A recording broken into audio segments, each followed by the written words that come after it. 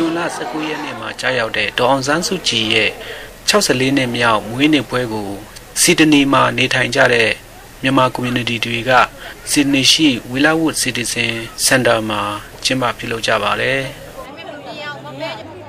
ဒီမွေးနေ့အခမ်းအနားမှာမြန်မာရိုးရာအစားအစာများကိုရန်ပုံငွေအဖြစ်ရောင်းချကြပါတယ်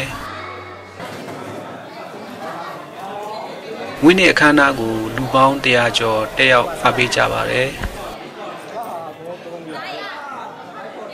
အထူးဧည့်သည်တော်အနေဖြင့်ဩစတြေးလျနိုင်ငံရေးပါတီ Green Party အမတ်ဒေါက်တာဂျွန်ခေးနဲ့မြန်မာအမတ်တင်ထွတ်တို့လာရောက်မိန့်ခွန်းပြောကြားကြပါတယ်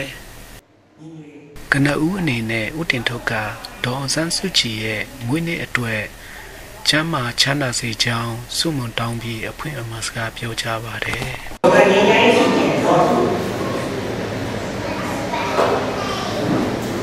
ဒေါ်စုရဲ့အသက်60နှစ်ပြည့်တဲ့မွေးနေ့မိသားစုဖြစ်ပါတယ်။မူလဆက်ပွဲနေ့ဟာ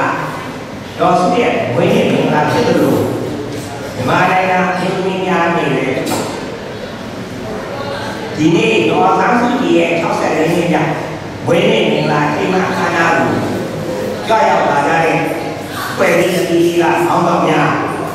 ဝတ်ဝေများဓမ္မပရိသတ်များတို့များကျောင်းသားများ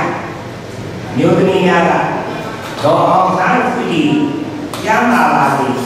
တဲ့ညာတော်ရှိပါစေလို့ဆုတောင်းမြတ်တာဟောတာခံပါတော့ပဏာမအနေနဲ့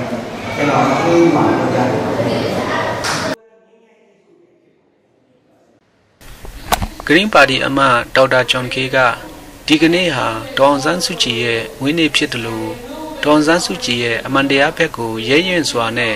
ယုံကြည်စုပ်ကိုင်ထားတဲ့နေ့လည်းဖြစ်ပါတယ်စစ်အစိုးရက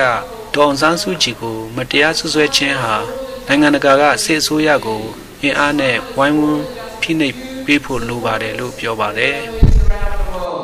It's time those voices join together with President Barack Obama, with Prime Minister Gordon Brown of the United Kingdom, with Prime Minister Rudd of Australia.